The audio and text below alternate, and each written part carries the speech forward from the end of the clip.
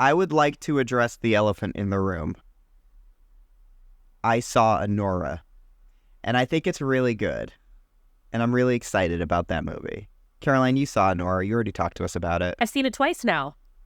Oh my gosh. I want to go a third.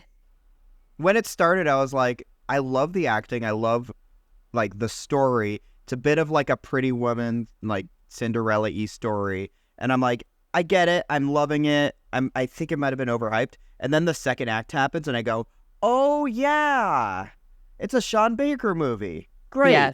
And then it became almost like Midnight Run for me, which is one of my favorite movies, where, like, you don't know what's going to happen next. You get the general idea of a plot, but then you're going to meet these weird characters, and you're going to just see where it goes. I don't know. It was a lot of fun. I really enjoyed it. Yeah, I recommend seeing. The second time, it was cool. It's funny. This was one of the few times I've really paid attention to the sound design in a movie. I guess the second time you feel, because the movie, it feels like you're in a club for like the majority of it, which is part of it, because like she works in a club for sex workers and she's doing dances, but like it really consumes you with the way that like things happen with her and Vanya, and then Sean's like intentional choice when he like stops it. It's like it's every choice is so meticulous and well done. I'm ready to see it a third time.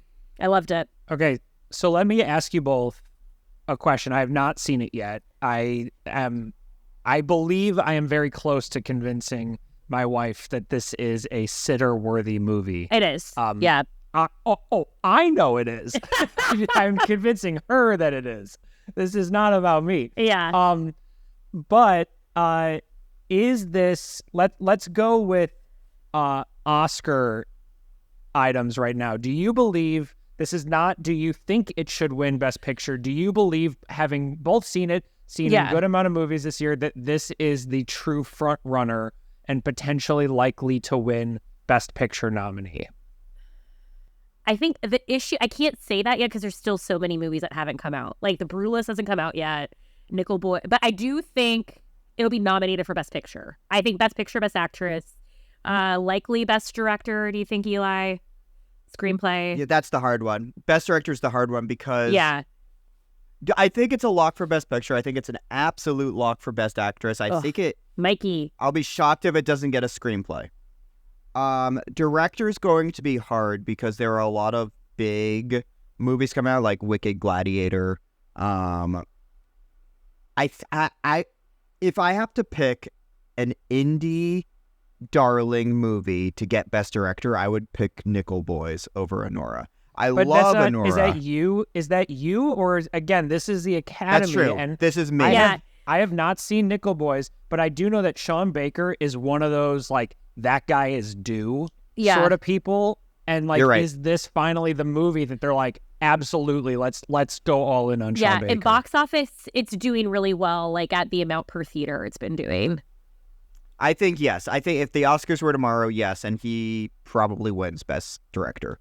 And he wins Best Picture. I think it is absolutely the front runner for Best Picture right now. Will The Brutalist take that over? Probably. And listener at home, this is not a political podcast. We are 3 days out of the election. We are all in a daze. Everything is numb, and I don't know what I'm saying anymore.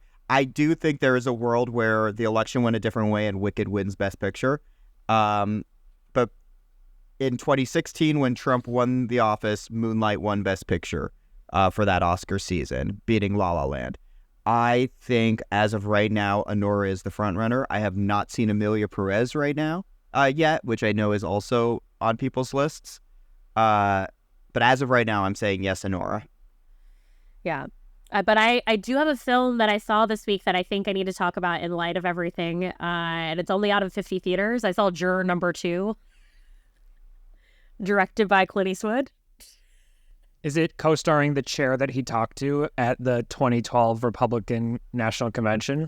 There are a lot of chairs in this movie. Famously, at least 12. Must have been. Yeah, because there were 12 jurors on the trial. Yeah. It's giving like mid-90s movie that like we used to get 12 of in a theater at a time. There were so many people that I did not know. That was the best surprise, I think, of the casting that I didn't realize was that it was Chris Messina. And I'm always so happy when I get a surprise Chris Messina. He plays Great in everything. Yeah, he's the DA. Great in everything. Toni Collette is the no, he's a public defender. She's a DA. J.K. Simmons is one of the jurors. Nicholas Hoult is juror number 2. I'm trying to think of who else randomly was in this movie, but if you want to go and just sort of like disassociate for 2 hours, like there are so many, I keep thinking about new random plot holes that like came up that never got resolved. But overall, it's like a solid 3-star good time. And there's one that's like actually very funny of like how Toni Collette uses Google. That I want both of you to see because it's very funny. But the ending is intentionally very ambiguous, and I can't stop thinking about like what he was trying to get from it. So I think you should see it if you want to like not be on your phone for 2 hours.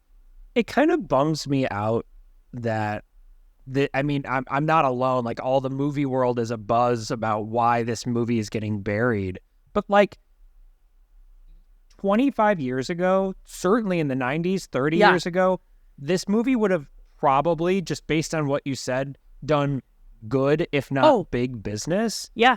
And, Jerry Seinfeld has that bit where he talks about movies and he's just like, we just had nothing else to do, so we just all went and saw every movie. And this seems like one of those you see every movies. And what is the place for a movie like this that is like a 3-star okay thing? Is it just a streaming movie now and that's what the market is, or what? I don't know. I mean, the theater was packed when I saw it on Wednesday, and I don't know if it was also like we all just needed to go see a movie and like not, and it was like great it served the purpose I needed it to serve this week. But it was packed. I not to like remind I you know. that you It's live LA. in LA. Yeah. But like, Eli texted us from Anora and was the only person in the theater for the potential front runner for Best Picture. Like, where is the rest of this country? I would like you to know, after the movie started, 2 other guys came into the theater and they sat all the way in the back row and they were making weird noises and I was very uncomfortable. Were they checking off? I didn't ask. Should I have asked? Excuse me, sirs. Excuse me, sirs. Hi, what are you doing? I have a movie podcast. You want to come sit with me? Hi. Oh my God. And they're here and they're jacking off right behind me right now. Oh my God. Tennessee. I think there's a market for 90s movies. Does that make sense? I think Conclave was a 90s movie. Conclave to me felt like a good old-fashioned political thriller. I think Conclave is going to make a lot of money. Much. I think it's going to keep making money like through so award good. season. It's so good. I think Conclave is going to be in Best Picture nomination. I think like Conclave and Juror number 2 are like the movies for your parents that like they would love to see, that they'll leave the house for. And we've been missing those movies. I've missed them. It's like it felt like watching Double Jeopardy or like Pelican Brief. It was like that kind of, I was like, you know what, this is Love nice. it. I miss it. That's what it felt like. Yeah. Yeah. Mm-hmm. Caroline has an announcement as it relates to Conclave as well. Per her Letterboxd accounts. Yeah, that's a huge milestone. Oh, yeah, my Letterboxd review. Caroline's going to be Pope. Caroline's going to be Pope. I'm the first woman Pope after Jude Law. Yeah. Just how my review's gotten like a decent amount of likes on Letterboxd. And it was 500. Yeah. But it's also like I figured out you have to see the movie early enough for it to show. It's just, I don't know. And Letterboxd is a different algorithm than other social media networks, but that is true. Like and you're either a celebrity and your stuff gets likes, or you have to be one of like the first 7 people on the planet to review a movie. Yeah. So ridiculous. I want to go on a spiel. We started this podcast as 3 friends who like talking about movies. And that word's actually been outlawed in Trump's new America. You can't say spiel anymore. Too Yiddish, I'm so sorry. Too Jewish. Okay. I'm going to start a bagel real quick. When we started this podcast, a bagel sounds so good right now. I'll start a dreidel right now. When we started this podcast, we were just 3 friends talking movies, and the podcast has taken different shapes over the almost year that we had Wow. it. It was 1 year. We did. I know, we're so close. We did lists episodes. We did just movie review episodes. We did very deep breakdowns of the history of genres. We did breakdowns of careers. We did a series of inviting people from the industry who you might not think about, like sound editors. We invited those people in to talk and tell us about their role. And some of those episodes kind of became almost like Big Picture Light to me, the podcast Big Picture. And I'm wondering, like I said, we're not a political podcast, but the next 4 years are going to be interesting. So do we become that escapism podcast that says, here are the movies you should be seeing? I need to see that. While maintaining the fun, while maintaining the history, while playing our games. We're going to play a game today. Is that the shape this podcast takes? Or what is the are you alternative? presenting an alternative? Yeah. No, I don't have a fucking... this is a Sorry, this is a bake. Sorry, this is a dreidel. I would like to think, and maybe we should do some real thinking about this for the next episode, that, like, politics is present in cinema, and like in good and bad movies, and that whether we want to be the people who say you should or shouldn't see this, that ultimately the movies will dictate how political we are or aren't. And I think that it would be irresponsible of us to even assume how people are going to react. Like, I can't wait to see how the movies react to this moment. I can't wait. We got some good movies out of the fury of the first one. We did. There was some, look, Get Out came out in the Trump administration. Phantom Thread comes out in the Trump administration. I think Sound that of Freedom. Stop naming my favorite movie. I think that there is, hopefully, as there was in the first Trump administration, and hopefully people don't sort of lose their zest for and zeal for making movies, but like, hopefully people have some smart things to say and some beautiful things to say. Yeah, I mean, I think that's like sort of bouncing off like what Ethan said. It's like art is a reflection of like what society is, and I think that naturally, like, whether you try to be political or not, that this is like a conversation like based off of that. I mean, like, you think about the McCarthy era and what all the like movies and like art that came from that in the 50s, and I just think it's art, cinema, those will always be an important conduit of like the culture and like what has to be said as a criticism of like what we're living through. And I think there's room for both. I think that like we can have fun, but while also, it's good to think about like what this says about the world that we're living in and like how it impacts the people that are watching it.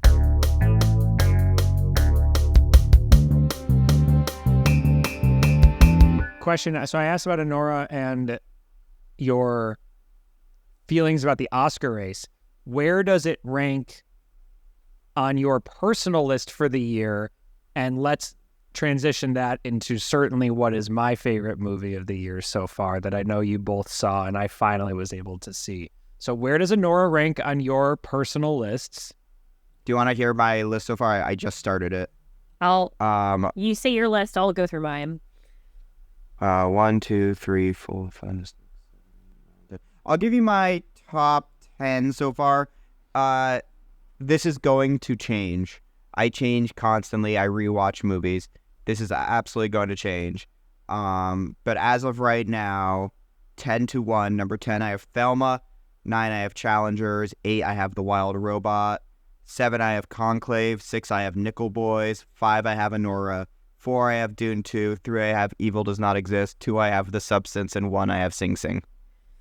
As of right now, well, I'm seeing A Real Pain tonight, so that'll probably adjust things in mine. But my 10-1, 10 is Night Bitch, 9 is Will and Harper, 8 is Dune 2, 7 is Babes, 6 is The Idea of You, 5 is Thelma, 4 is Conclave, 3 is Challengers, 2 is Sing Sing, 1 is Anora. Okay, cool. So Anora beat Sing Sing. I need to see Anora again. I have seen a lot less movies than you all this year of these years, but mine so far is number 10 is A Quiet Place Day 1 is where we're starting. I love it. Number 9 is the Steve Martin documentary. Number 8 is Will and Harper. Number 7 is Rebel Ridge. Number 6 is Civil War. Good. Number 5 is Hitman. Number 4 is Furiosa. Number 3 is Challengers. Number 2 is Dune Part 2. And number 1 The is Substance! The motherfucking Substance. Yeah! You know what, Ethan? I'm switching it out. Sing Sing's number 2. Number 1 is The Substance for me, too. Capital Let's hang out. L loved The Substance. Love. With my whole damn heart. Love. I am so happy. The Substance is currently streaming on Mubi. Everybody sign up for a free trial of Mubi, which you can totally do, and watch The Substance. I can't speak to The Substance as a woman. That is not something I can do. But I can say that every time I thought that there was no way that they could go bigger and better and grosser and more wonderful, they found a way. And I just felt like in between squirms, cheering and just being like, this is why people show up to movies for this absolute bonkers insanity. I loved it.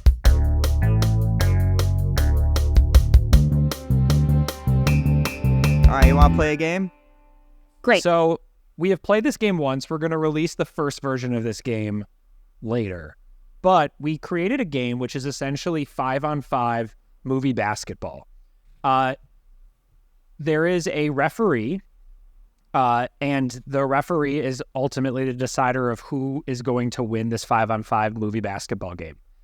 Each player is assigned a movie star, and they have to give their starting lineup of movies to go against the other person. So the 5 categories on their starting lineup are the point guard, the movie that assisted most in building their career, the shooting guard, the movie that scores them the most points for their career legacy, the small forward, the movie that is most versatile, the power forward, the movie that helped rebound their career, and then the center, the movie that stands tallest. Now, we will go position by position, so like point guard versus point guard, and then the referee will make a declaration of who has the edge, who has the advantage. And it's not going to be, oh, you got 3 advantages versus you got 2 advantages. It is ultimately up to the ref based on closing arguments to describe why my starting 5 is better than the other person's starting 5 or vice versa. So the first version that we did was Nicole Kidman versus Julia Roberts, and I will let you listen to find out who won. But for this particular game, Caroline is going to be the referee, and I'll let you introduce the teams. Okay, did we decide finally? We said Tom Hanks versus, are we leaning? Did we decide Ray Fiennes or Denzel Washington? I think let's do Denzel. Okay. Yeah. I did not prepare once again. And real quick, thing that we learned from the last episode, we are talking about performance, not necessarily movie, right? That's correct. Yes. Yeah. It is about the performance, although like the movie's legacy is important. Yeah. And you have to make the case. The point is you have to make the case. So we will have 60 seconds on the clock for each one because Ethan got to choose his. Eli gets to go first. Now, wait, real quick. I'm sorry, Caroline. Yeah. So you get to pick got first or to second. choose him. Ethan got to choose his, so I get to go first, was what we said last week. I would like to defer. I would like Ethan to go first. Okay, great. Is that acceptable? Okay, cool. Is it I say point guard, then you say point guard, then you say shooting guard, then I say shooting guard, or do I always go first? Last time, I always went first. But it is up to you if we want to change it to a snake. I think you go first every time. Give me a shot. Okay, Okay, I'll give you a shot. great. And then in between each round, then I'll decide who won in the argument per that specific. Great. Great. All right. Star of Here, Tom Hanks. And star of Gladiator 2, which will be out of theaters in a matter of weeks. So we're going to start with Ethan for Point Guard, the movie that assisted most in building their career, and your time starts now. Now, you might think that the movie that started Tom Hanks's career is big. It's the movie he got an Oscar nomination for. It was his first big role. Frankly, that's a strange movie, and I don't think that role is meaningful to his ultimate career. The movie that assisted most in his career is Sleepless in Seattle, because Sleepless in Seattle is the movie that established Tom Hanks as America's dad, and having the aura of America's dad sustained him for the next 2 decades, and honestly is still what we think about him as. He was heartwarming, he was sweet, he was a real romantic lead, not like in Big, not like in Bonfire of the Vanities. He was a romantic lead that we absolutely rooted for. This led to You Got Mail. This led to any kind of rom-com he was in. We believe in Tom Hanks romantically because of Sleepless in Seattle. Time. Okay. All right. Excellent opening arguments. Eli, you ready? Yeah. Right. How do I defeat when Caroline is the judge? How do I defeat Sleepless in motherfucking Seattle? I have a fair argument. I know how. Okay. I know how. All right. Okay. All right. And begin. I'm not going to go for Denzel Washington's first Academy Award nomination in Cry Freedom in 1988. A movie I'm going to assume, Caroline, you haven't seen. Have you seen Cry Freedom? Don't eat into your time. Keep going. All right. I'm going to go with Glory, 1990, where he won a Best Actor in Supporting Role. It kicked him off as being a generational actor. Trump just won the election, Caroline. Are you not going to give the movie Glory a win? Is what? That... Foul. Well, I didn't do anything. Yeah, I mean, it's Glory. It brought him beyond being that actor from Saint Elsewhere. It brought him beyond being that actor from Cry Freedom. It made him the voice of an entire generation and of an entire community of people who have never seen themselves in such a light on film. And that is my time. Thank you. All right. Wow. Excellent starting arguments from you both. This is actually very tough because I think about a Glory. I don't know if that was a movie that both of you had to watch in high school. I feel like that was like one I had to watch in U.S. history, which I recommend if you haven't Googled the voter registration, party affiliated of your high school history teachers. I recommend it. Not that I've done it this week. And Ethan, we love Tom Hanks. We love Sleepless in Seattle. But I think I weirdly am going to go Denzel here. I think that Glory really, if you think about the impact that it had on the rest of his career, and it really showed what sort of legacy that he could have from that as a starting point, and what that performance was for him as an actor with a capital A, I think we go Denzel. I recognize that I've gone kind of the semi-comedic, semi-annoying route of attacking my competitor rather than defending a movie. But looking at how it says the movie that assisted most in building their career, I feel like that was the right choice. I'm not saying that. I just think Tom Hanks is America's dad. Ethan is going to prove that throughout this. I think he would still be America's dad without Sleepless in Seattle. Sorry. I just wanted to actually give a reasoning. No, I don't disagree for myself. The only thing that I will say is I did not see Glory in high school. I saw Glory this year. I had never seen it. And I am sure that 10, 15 years ago, that movie was one of those look, we overcame racism and white people saved the day.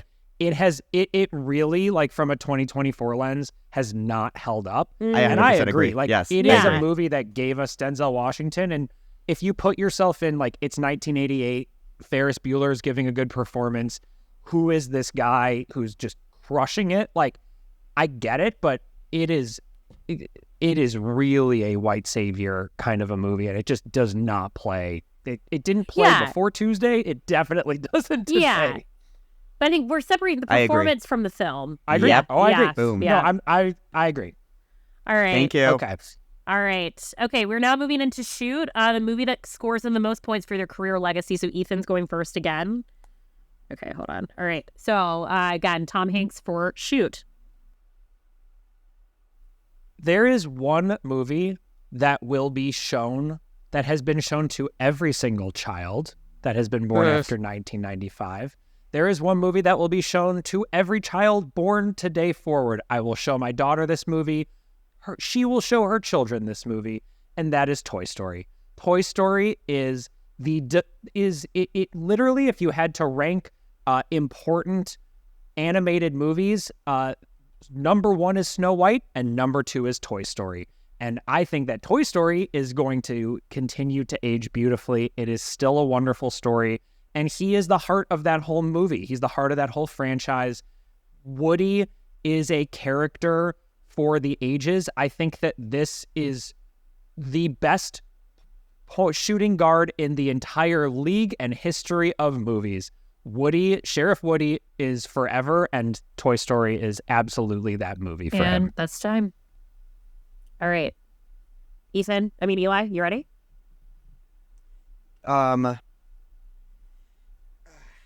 Yes, I'm gonna play dirty again.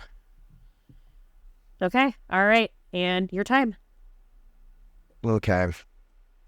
I agree Toy Story is a movie you show your kids. I agree that we have the privilege of showing our kids such great performances. I do want to point out that Tom Hanks does not do the voice of the toy itself. That is done by his brother, showing that it is possible to mimic the heart and gestures of that character without actually voicing them. Somebody who could not do that is Denzel Washington in the movie Malcolm X. The movie Malcolm X, which is a movie I will show my children, and many have shown theirs. Malcolm X is, to me, his greatest performance. It is the best performance I have ever seen on film, period. He transforms the role. He spoke volumes. He shared a story that many people knew, but a lot of people didn't know, and it kind of brought to the light such a tragic end to such an amazing figure. And time. Okay. Wow. Excellent arguments from both Did you have sides. a Malcolm X? You have a Malcolm X doll growing up? You can Christmas It was voiced by presents, Denzel Malcolm Washington's X dolls? brother. The Malcolm X doll, you pull a string and it's Denzel Washington's brother talking to it. Not It's John weird. David Oh my God. Washington. No, not his Yeah, not John David Washington. incredible son. Yeah. So, okay, these are both incredible arguments, but unfortunately one of them does have like a Disneyland, and like you still see the kids in Halloween costumes with them, and Tom is still doing the movies. Like we're still asking and another one, even though I think we should have stopped. But like Toy Story, Woody is the legacy. Yeah. That's What fair. is the legacy? Yeah. I shot my shot trying to guilt Malcolm X in. I will say, have you rewatched the first Toy Story recently? Because Woody's a little bitch in that movie. I'm sorry. He's just like, what about me? Well, I love him in the second and third one. You could say it's a reflection because Buzz Lightyear is like Yeah, no, I get it. Yeah. Yeah. Yeah, it's a journey. It's like a real journey for a character. What are your Toy Story rankings? 3, 2, 1, 4. 3, 1, 2, 4. Yeah, I think. And then 5. I already know 5 is. I'm sure it'll be fine, but it. Well, the thing I love Not for about me. 4 is that they went existential, and now they're Yeah. going futuristic. It'll be interesting. Yeah. 2, I have a soft spot for because the song with Jessie is like. Oh, well. I had to sing that, I think, for Cry every like time. voice lessons. And I was like, why am I being forced to do this right now? This is terrible. But, okay. All Cry right. every time. Moving on. We're going to Small, the movie that is most versatile. Okay. So we are starting with Ethan, and your time is now. I think that the movie and the role that is most versatile comes in that like unreal Tom Hanks run in the 90s from essentially Sleepless in Seattle through Castaway.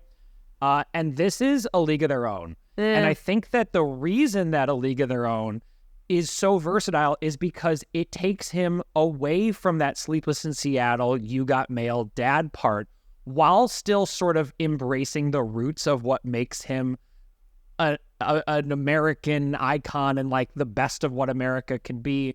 He is a romantic interest without it being romantic. He is funny. He is drunk. He is serious in the scene when he serves the papers to Betty when her husband dies. Like, he does a lot in that movie, and it's not his movie, but he really demonstrates that he could be more than just funny guy from Big, romantic interest. And that's time. All right, Eli, you ready? Yep. Okay. All right, your time is now. The movie that is the most versatile. We talk about Denzel Washington, and when I think of his name, I think that he always finds a way to have fun in a movie. No matter how serious it is. Obviously, we talked about Glory, we talked about Malcolm X. I think of the Denzel Washington laugh, and I think I wanted to pick a movie that I think he has the most fun in. A movie that is both engaging, suspenseful, funny, and kind of an update on a trope that we've seen. And I'm talking, of course, about Inside Man. Spike Lee's Inside Man. The things that he is doing in that movie as a detective, it flips everything you know about crime drama on its head.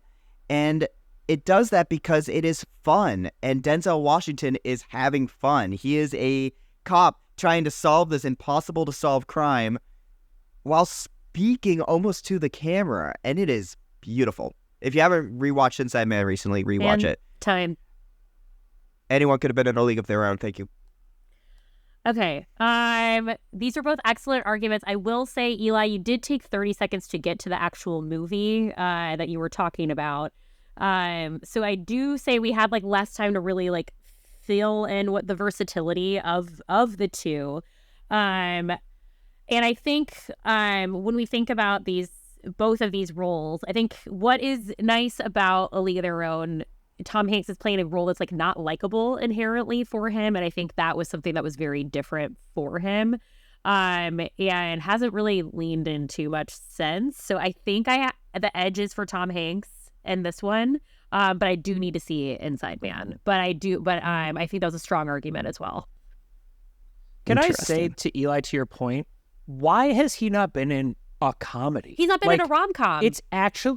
It's insane that nobody unlocked a broad comedy. Like, how did he never team up with Jim Carrey in the 90s? Like, he is so charismatic that it's crazy he was never in like a real deal comedy. The Preacher's Wife? Yeah. Okay. That's his like what? Yeah. Hey, that was on my top 10 holiday movies last year. I do love The Preacher's Wife. That's true. Yeah. Okay, we are now moving on to Power. So that's Tom Hanks at this point has Shoot and Small, and Denzel has Point.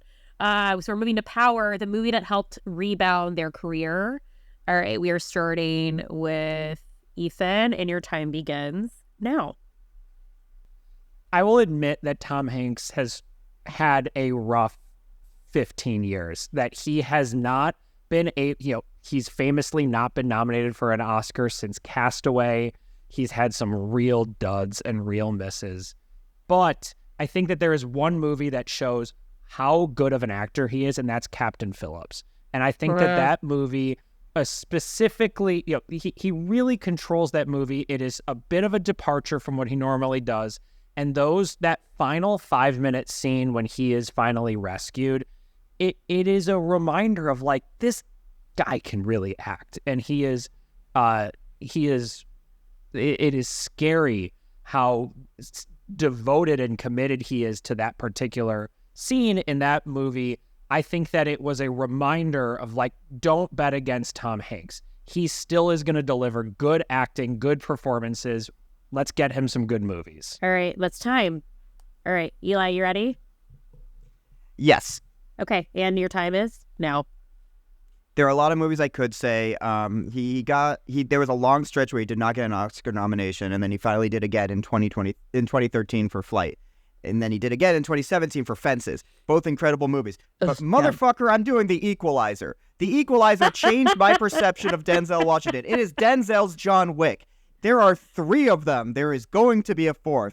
Have you ever seen anyone have as much fun as when Denzel Washington is in a Home Depot wearing a Home Depot apron, motherfucking killing people? He is an expert at what he does. That's what I want to see in movies. I want to see somebody who is a hitman, who knows how to be a hitman, who knows how to equalize the situation. And Denzel Washington, out of all people, how did they get the greatest actor of our generation to be in essentially John Wick movies?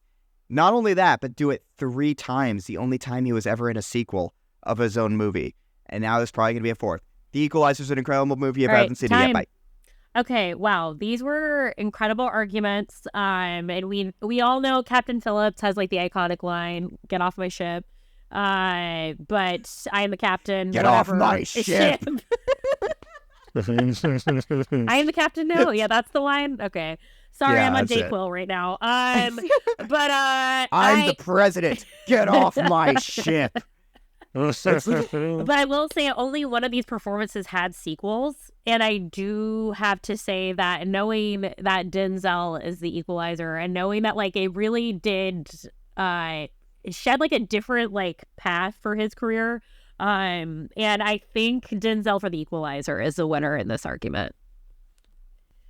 I agree. Yeah. I almost went with Elvis just to like It was so see if funny. I could pull 60 seconds of so good. Tom Hanks and Elvis, and I was like, And- I can't even do And it. Ethan, what did Tom Hanks sound like in that movie? Oh, yeah, Elvis, oh. I am not the evil person God. of this Yeah. movie. And he was the patient 0 for COVID on that film. That's right. I should have said Borat too. That's what I should Yeah. have said. I also have to say I don't like Sleepless in Seattle because he and Meg Ryan don't talk until the end, and that's why You've Got Mail's better. But that's my own personal Oh. thoughts. Sure. Yeah. Okay, but Sinner, the movie that stands tallest. Okay, so Ethan, right now they're tied, so they have 2 and 2 right now for where they are in their starting 5. Okay. All right, Ethan, your time starts now. My opponent is going to say Training Day because that's obviously the only answer left for Denzel.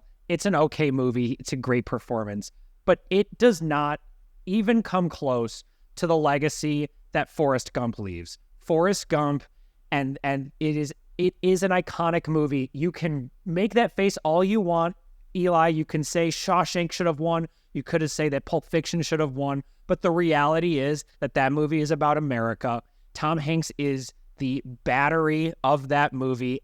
Every single freaking scene features Tom Hanks. The performance is iconic. The lines are iconic. The technology is iconic. The romance is iconic. The settings, seeing America through that lens, that movie will stand tall. That movie will be a historical document for what the 20th century was. And Tom Hanks is at the center of that movie. And that is time. Okay. Eli, you ready? Yep. Let's begin.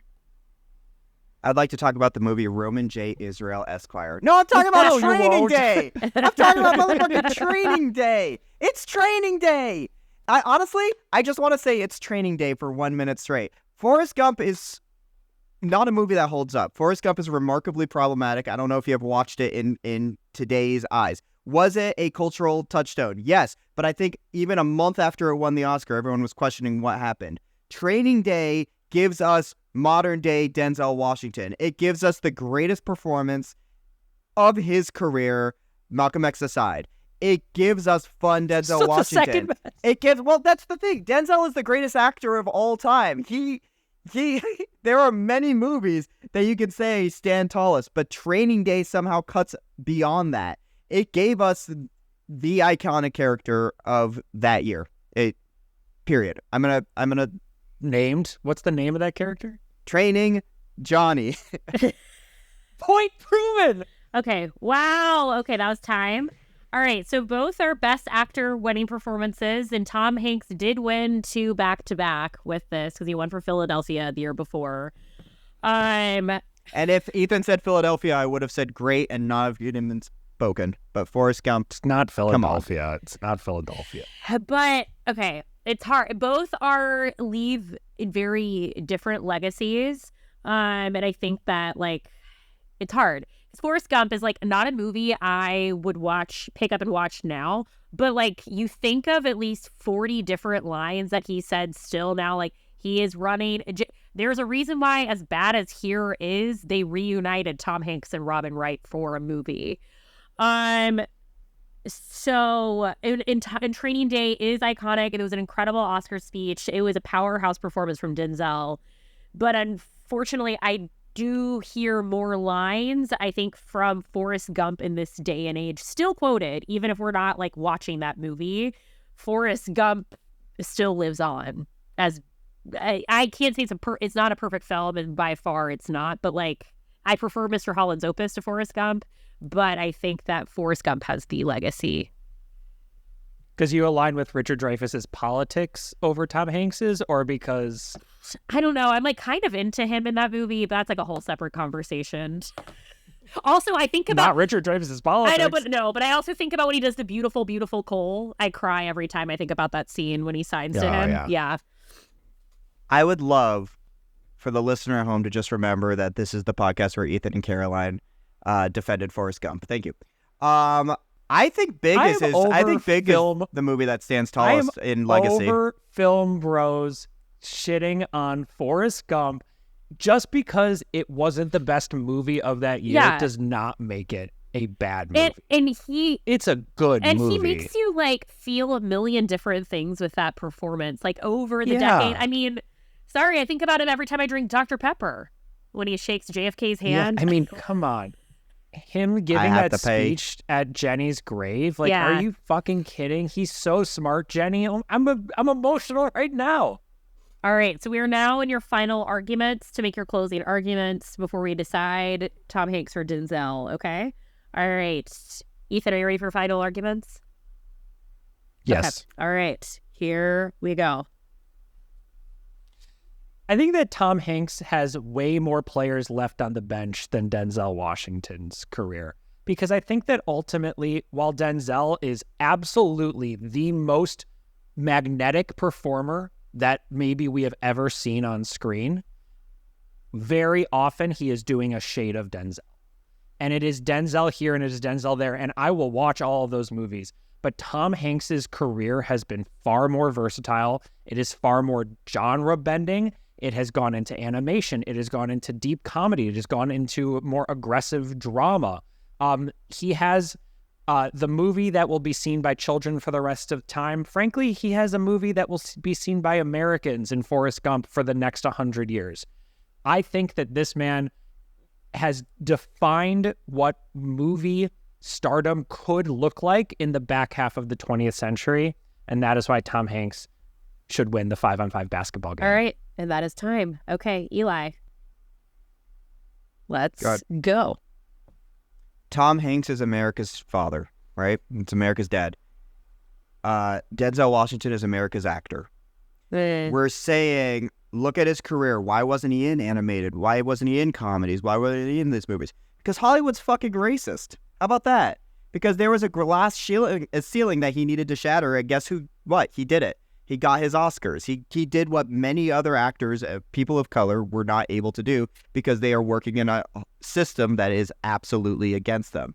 Denzel Washington was able to make a name for himself and break through that, and is still seen as one of the few people who were able to do that. That is why he is seen as an elder spokesperson of that entire generation, of many, many people, actors of color out there.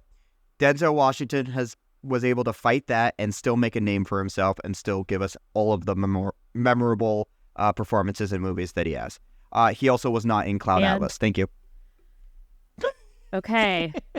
All right. Incredibly strong closing arguments.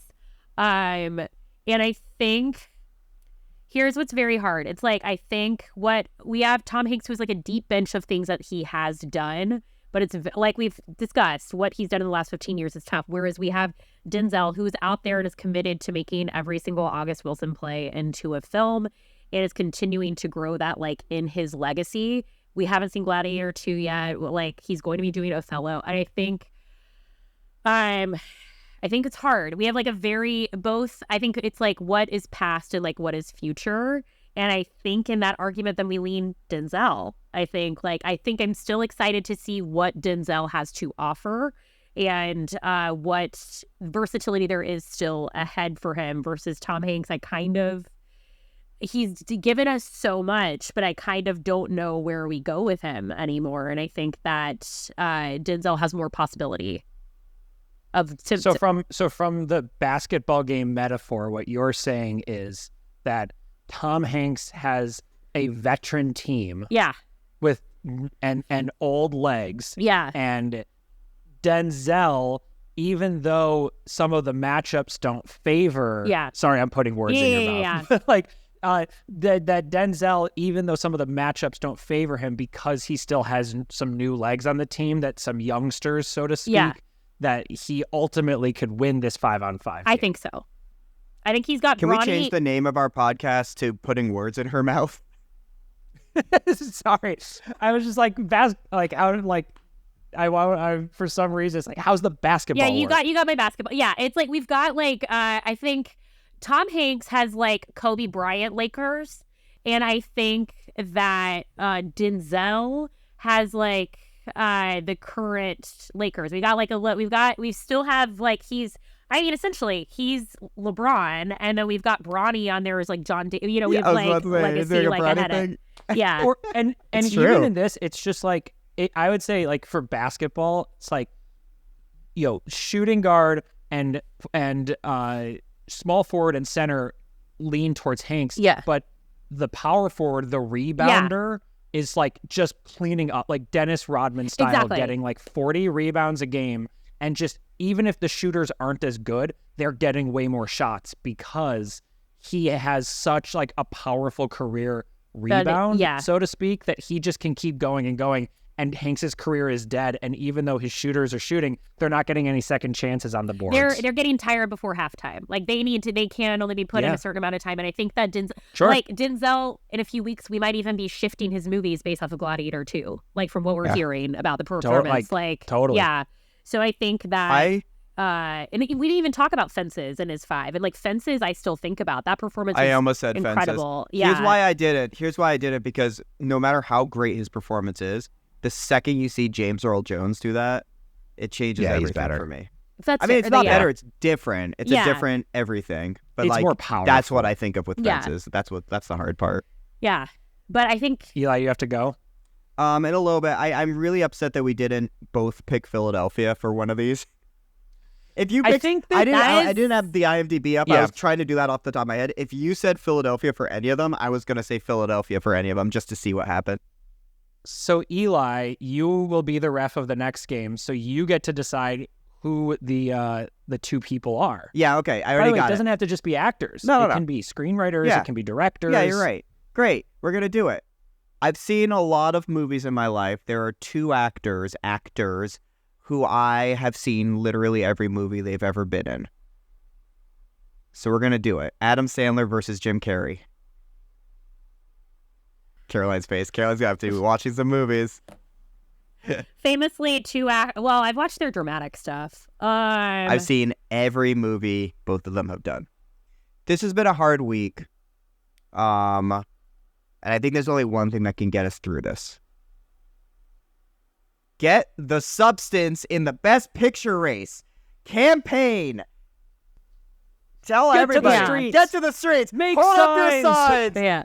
The substance deserves a Best Picture nomination. Call your senators.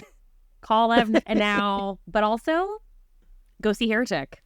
I'm ready for a little Hugh Grant. And go see Heretic, yeah. Yeah, I need Hugh Grant as a We villain need this weekend. Yeah. We're going to get great horror movies over the next 4 years. Okay, thank you, everybody. Bye.